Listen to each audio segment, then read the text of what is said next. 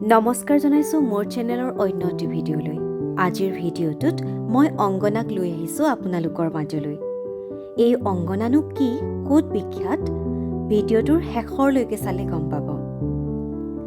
ভাদৈত প্ৰতি বছৰে লেখিকা সমাৰোহ উদযাপন কৰা হয় আৰু এই লেখিকা সমাৰোহৰ লগত সংগতি ৰাখি এখন সুন্দৰ প্ৰাচীৰ পত্ৰিকা উন্মোচন কৰা হয়, য'ত ভাদৈৰ প্ৰতিগৰাকী নাৰীৰ নিজৰ প্ৰতিভাসমূহ বিকশিত হয়, য'ত নিজকে নতুন ৰূপেৰে সজাই তোলে।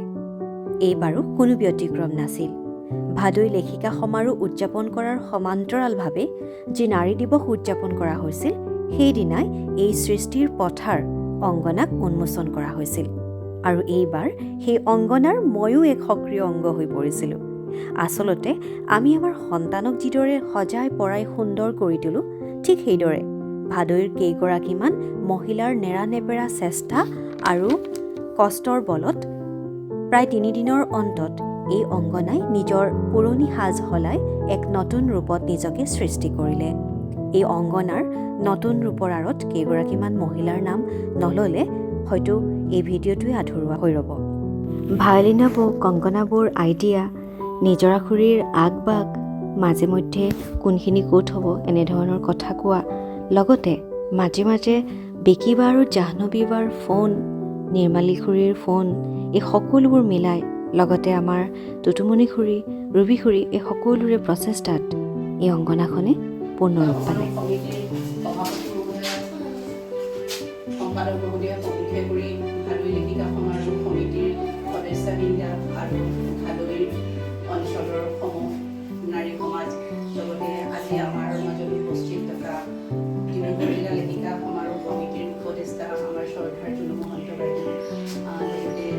প্ৰাক্তন সম্পাদিকা ডিব্ৰুগড় জিলা লেখিকা সমাৰোহ সমিতিৰ গীতালী মহন্ত বাইদেউ।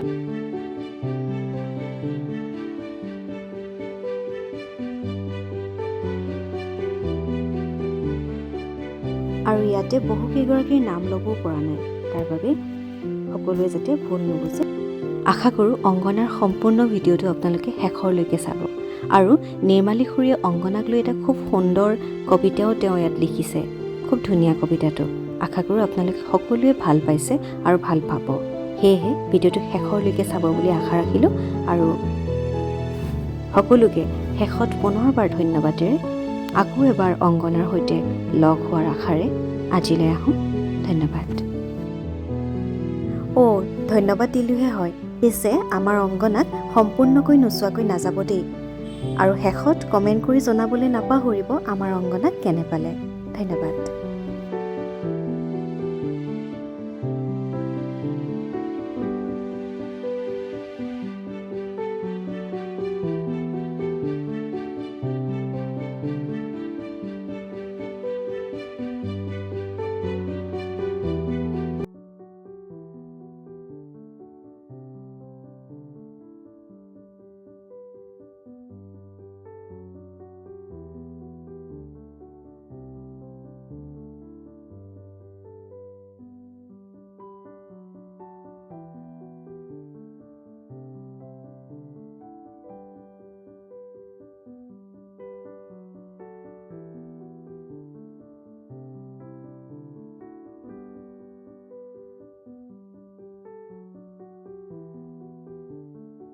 ভাদৈ পাচলিৰ ঔৰসত লেখিকা সমাৰোহৰ গৰ্ভত জন্ম হ'ল অংগনাৰ, সাহিত্য সংগীত আৰু বন্দনাৰ।